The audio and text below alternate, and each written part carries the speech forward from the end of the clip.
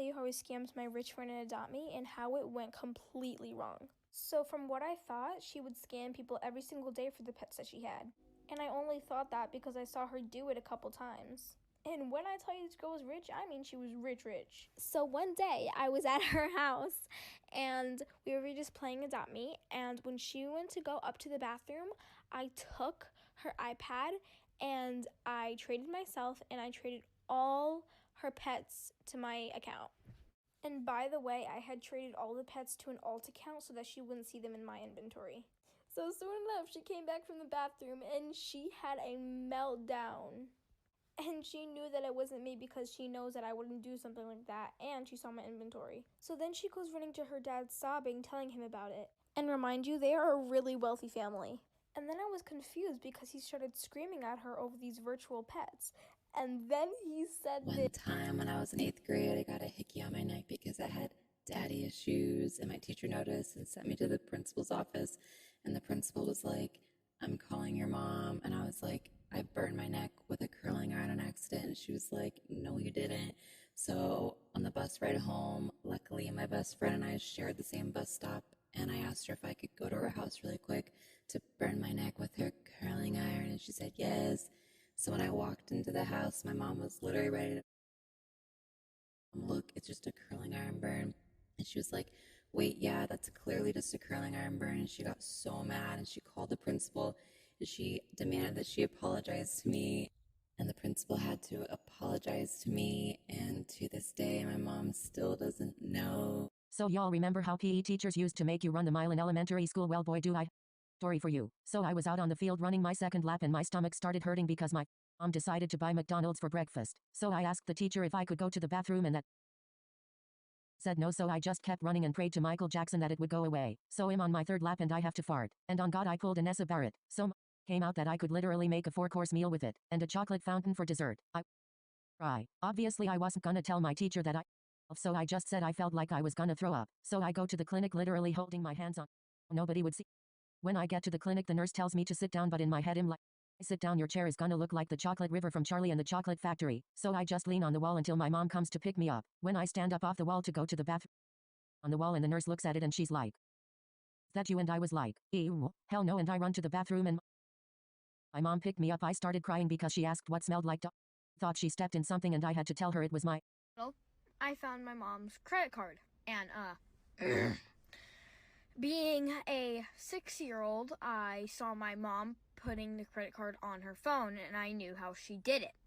So, I decided that I was going to put it on my phone. So, I put it on my phone and I was downloading Roblox because I thought, hey, I can play with my friends here. That day, I spent $2,000 worth of freaking money on Robux. Let's just say a lot of my friends thought I was really cool and rich. When my mom found out, I hid from her seriously like a day, and then once I got in there, she wasn't mad. She just said I was Captain Robux. I haven't been to the toilet in 4 days and it was starting to worry me, so I went to the doctor's. I arrived and the doctor felt my stomach and said it was very hard. He wanted me to take a stool sample, which means you have the cup. I breakfast so much ready to go. I grabbed the cup and went to the toilet and held it on my and started pushing. I didn't realize how badly coffee affected me, and the next thing you know, a strong gust of diarrhea started ready for takeoff. I grabbed onto the door for balance because I started levitating and the cup was already full, but I couldn't stop. I was holding onto the door for dear life and the spitting out like a shotgun. I eventually stopped and looked at the glass cup of my over the glass. I heard the desk lady shouting for everyone to get under the chair and to call the police. I got scared thinking what is going on outside, so I quickly cleaned myself up and rushed out of the bathroom to see everyone crying and hiding under the chairs because they thought there was an active shooter in the building. I said it was just and everyone got up. Anyways, I have bowel cancer. One time I was sitting in church and I had to fart. I knew it would be dangerous considering I have a supernatural. I felt it coming and the next thing you know, the building starts vibrating and the sprinklers got set off. The roof was starting to cave in and I knew it was coming. All the windows were shattering and the ground was wobbling. I did the most chunky, monkey, funky, stunky, bedbunky, tree trunky, gunky, skunky, sloppy, ploppy, moppy, gloppy, mushy, tushy, ooshy gooshy, sushi fart so powerful I needed to get stitches. The walls started to crack and everyone was screaming while hiding under their chairs praying because they thought God was coming down. The danger alarm went off and everyone was calling their family saying they loved them. The roof finally caved in causing more destruction and my whole splitting fart finally stopped. Everyone got out from under the chairs and looked around. There was rubble everywhere and even the brick walls was cracked. They were wondering where God is and I had to act concerned with them. Anyways, my fart made it on the news and was titled as California's most deadliest earthquake. Little did they know it was my rip. Hi guys, so here is part 1 of why you should not friend anyone on Roblox that you do not know. This is my story. So I was playing Adopt Me and this girl, she friended me and I was not thinking, so I just friended her back. She teleported to me at BFs because she didn't have any, and I was like, okay. We started to become like really good friends. We had each other's social medias, like account, like we had TikTok, Instagram, Snapchat, and all that. And one day she blocked me on every single social media that we had of each other. And I was kind of confused and I didn't know what was happening. So I made a fake TikTok and messaged her. Come back for part 2. Okay, sorry about the wait. I had to go run a whole bunch of errands with my mom, but I will do all the parts right now. Okay, so after I texted her, she on TikTok, she was like, I know it's you, stop it. I am about to hack your account with all my friends. And I was like, what the heck? How did she find this out?